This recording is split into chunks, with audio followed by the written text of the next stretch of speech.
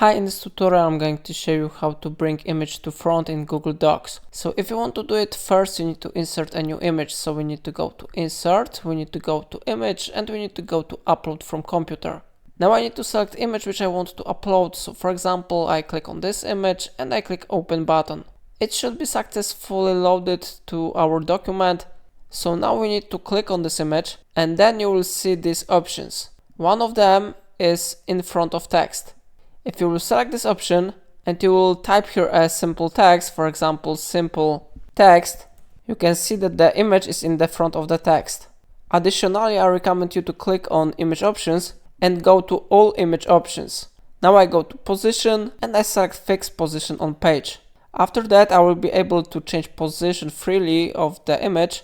And how you see, text is not visible now, but if you will change position to the right side, it will be more visible here.